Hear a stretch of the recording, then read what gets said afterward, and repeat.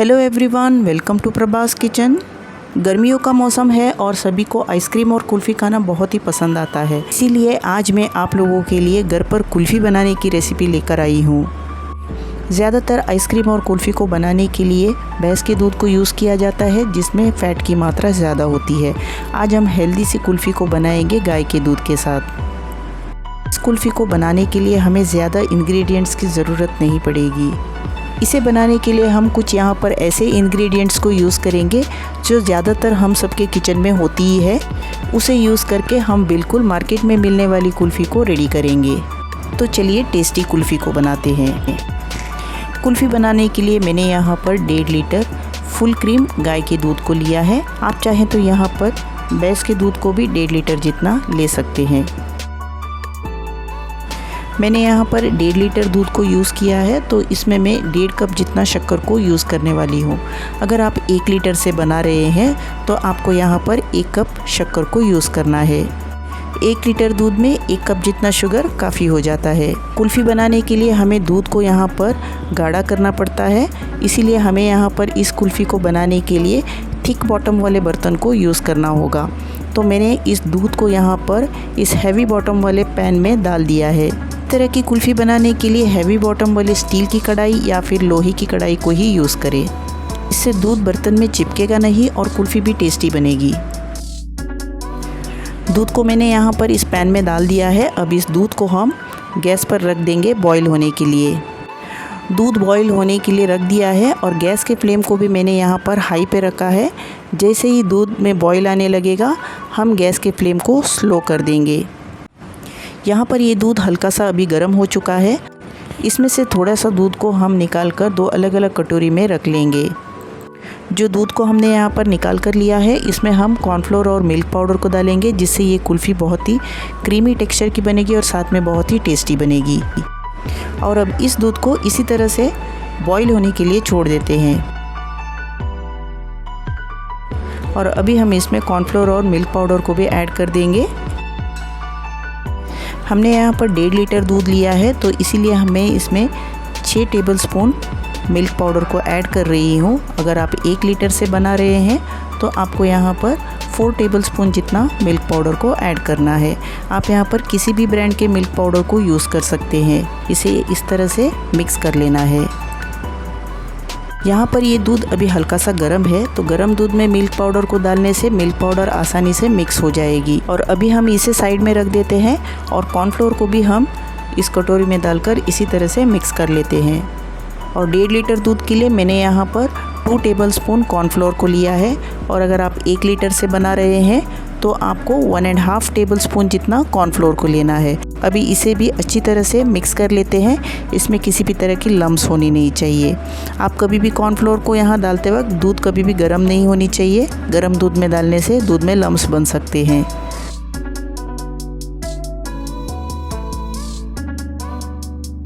इस दूध में अभी बॉईल आने लगा है, तो अभी हम इसमें शक्कर को डाल देंगे, लेकिन एक बार इसे अच्छी तरह से मिक्स कर लेंगे।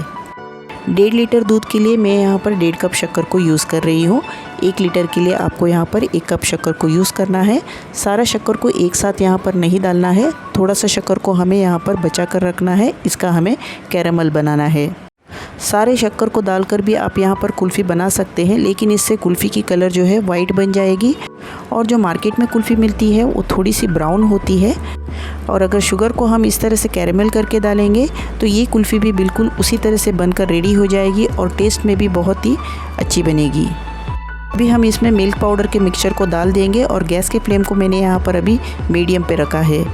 मिल्क पाउडर को डालने के बाद एक बार स्पून से इसे अच्छी तरह से मिक्स कर लेते हैं और इसे 2 मिनट के लिए इसी तरह से बॉईल कर लेते हैं। उसके बाद इसमें हम कॉर्नफ्लोर के मिक्सचर को भी डाल देंगे। दूध अच्छी तरह से उबलने के बाद मैंने यहाँ पर कॉर्नफ्लोर के मिक्सचर को भी इसमें ऐड कर दिया है। और कॉर्नफ्लोर को डालने के बाद हमें इसे लगातार इसी तरह से चलाते रहना है। जब आप मिल्क पाउडर को ऐड करते हैं इसे लगातार चलाने की ज़रूरत नहीं पड़ती है, लेकिन एक बार अगर आप इसमें कॉर्नफ्लोर के मिक्सचर को डाल देंगे इसे लगातार चलाना होगा, वरना कॉर्नफ्लोर जो है नीचे बैठ जाएगी और ये बर्तन में चिपकने लगेगी। और अब इस मिक्सचर को इसी तरह से चलाते हुए हमें थिक कर लेना है।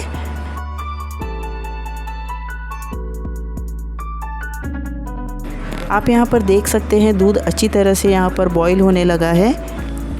दूध जब इसी तरह से बॉईल होती रहेगी, आप देखेंगे दूध थोड़ी सी थिक होने लगती है और उसमें साइड से जो मलाई आती है उसे भी आपको यहाँ पर स्क्रैप कर लेना है और उसे इस मिक्सचर में डालकर अच्छी तरह से इसी तरह से चलाते रहना है।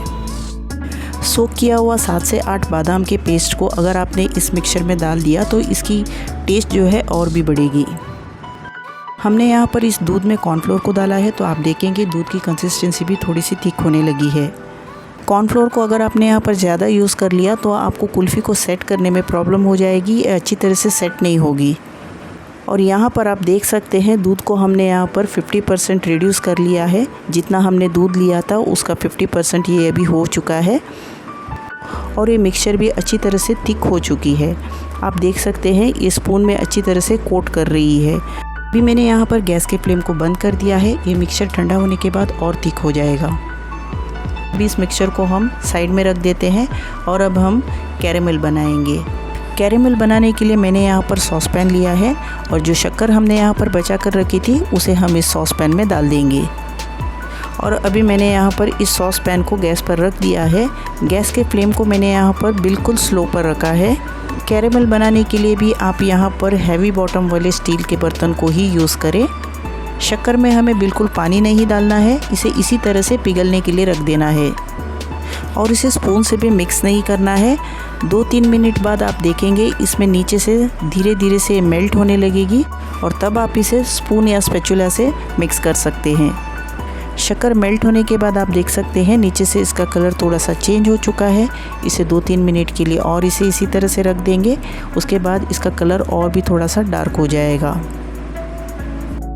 और 2-3 मिनट के बाद आप देखेंगे यहाँ पर ये बिल्कुल अभी गोल्डन कलर का बनकर रेडी हो चुका है। अभी मैंने यहाँ पर गैस के फ्लेम को भी बंद कर दिया है और इस दूध के मिक्सचर में इस कैरेमल को भी हम डाल देंगे। मैंने यहाँ पर गैस के फ्लेम को बंद ही रखा है। गैस के फ्लेम को ऑन रखते हुए अगर आपने इस कैरेमल सॉस को मिक्सचर में डाल दिया तो इसकी गर्मी जो है आपके हाथों पर आ सकती है, इससे आपके हाथ जल सकते हैं। इसीलिए मैंने यहाँ पर गैस के फ्लेम को बंद रखते हुए इस मिक्सचर को डाला है और मिक्सचर को डालने के बाद इसे अच्छी तरह से मिक्स कर लेना है। मैंने यहाँ पर गैस के फ्लेम को ऑन कर दिया है और उसे स्लो पर रख दिया है। कैरेमल को इस मिक्सचर में डालने के बाद आप देखेंगे ये कुछ इस तरह से हार्ड हो जाएगी। इसे हम स्लो गैस पर चलाते हुए मेल्ट कर लेंगे। आप यहाँ पर देख सकते हैं जो स्पून में चिपका हुआ था कैरेमल वो पूरी तरह से मेल्ट हो चुका है। इस कुल्फ़ी को एक अच्छी फ्लेवर देने के लिए मैंने यहाँ पर इलायची के पाउडर को डाल दिया है। आप चाहे तो यहाँ पर एसेंस को भी यूज़ कर सकते हैं।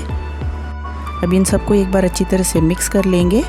अब इस मिक्सचर को ठंडा होने के लिए रख देते हैं। ये मिक्सचर अभी पूरी तरह से ठंडा हो चुका है। इस मिक्सचर को अभी हम थोड़ा सा स्मूथ कर लेते हैं। अगर आपके पास हैंड ब्लेंडर या हैंड मिक्सर है उससे भी आप इसे स्मूथ कर सकते हैं, नहीं है तो आप इसे मिक्सी जार में डालकर 1 सेकेंड के लिए पल्स मोड पर चला लें, इससे भी ये स्मूथ हो जाएगी।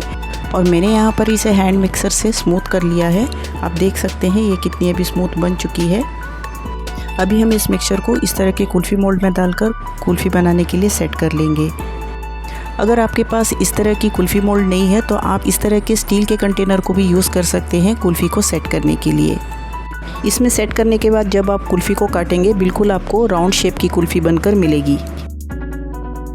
और यहाँ पर मैंने इस कुल्फ़ी को सेट करने के लिए कुछ प्लास्टिक के कंटेनर्स और कुछ कुल्फ़ी मोल्ड को यूज़ किया है। आप देख सकते हैं यहाँ पर मैंने कुछ स्टील की कटोरी को भी लिया है जिसमें मैंने यहाँ पर कुल्फ़ी के मिक्सचर को डाल दिया है और ऊपर से इसे इस तरह से एल्युमिनियम फॉइल से भी कवर कर दिया है। इसे कवर करने के लिए क्लिंग रैप या एल्युमिनियम फॉइल को भी आप यूज़ कर सकते हैं। क्लिंग रैप या एल्युमिनियम फॉइल को यूज़ करने से इसके ऊपर आइस क्रिस्टल्स नहीं बनेंगे और कुल्फ़ी जो है अच्छी तरह से सेट हो जाएगी। इसीलिए आप इस स्टेप को भी ज़रूर फॉलो करें। इसी तरह से हम स्टील की कटोरी को भी कवर कर देते हैं और अभी हम इसे 12 घंटे के लिए फ्रिज में सेट होने के लिए रख देते हैं। और 12 घंटे बाद आप देख सकते हैं मैंने यहाँ पर सारे कंटेनर्स और मोल्ड्स को निकाल लिया है और अब इन मोल्ड्स के ऊपर के इस कवर को भी हटा देंगे। और ये देखिए कितनी अच्छी तरह से कुल्फ़ी बनकर रेडी हो गई है। इसे मैं कट करके भी आपको दिखा देती हूँ। बिल्कुल ये मार्केट जैसी बनकर रेडी हो गई है। और अब हम इस कुल्फ़ी मोल्ड से भी कुल्फ़ी को निकाल देंगे। ये देखिए ये भी अच्छी तरह से सेट हो गई है। वैसे ये कुल्फ़ी ऐसे ही अच्छी लगती है, लेकिन मैंने यहाँ पर थोड़ा सा पिस्ता को यूज़ किया है कुल्फ़ी को सेट करते वक्त। हमने इस कुल्फ़ी को सेट करने के लिए किसी भी प्रिजर्वेटिव को यूज़ नहीं किया है, बिल्कुल हेल्दी तरीके से गाय के दूध से बनाया है। थोड़े से मिक्सचर को मैंने यहाँ पर कटोरी में भी डालकर सेट कर लिया है। ये देखिए, ये भी अच्छी तरह से सेट हो चुकी है। ज़्यादातर इस तरह की कुल्फ़ी को बनाने के लिए कंडेंस मिल्क की ज़रूरत पड़ती है, लेकिन हमने यहाँ पर बग़ैर कुल्फ़ी मोल्ड और बग़ैर कंडेंस मिल्क को यूज़ करके ही हेल्दी तरीके से कुल्फ़ी को बनाकर रेडी कर लिया है। तो फ्रेंड्स, गर्मियों का मौसम है तो घर पर कुल्फ़ी बनाने की इस रेसिपी को ज़रूर ट्राई कीजिएगा। घर के कुछ ही इंग्रेडिएंट्स को यूज़ करके घर पर कुल्फ़ी बनाने की ये रेसिपी अच्छी लगी हो तो लाइक, शेयर और कमेंट ज़रूर करें। और अगर आप मेरे चैनल पर पहली बार आए हैं तो चैनल को भी ज़रूर सब्सक्राइब कर लें और स्क्रीन में दिख रहे बेल आइकन को भी प्रेस करके ऑल के ऑप्शन को सेलेक्ट कर लें। इससे आपको मेरी हर वीडियो की नोटिफिकेशन मिलती रहेगी।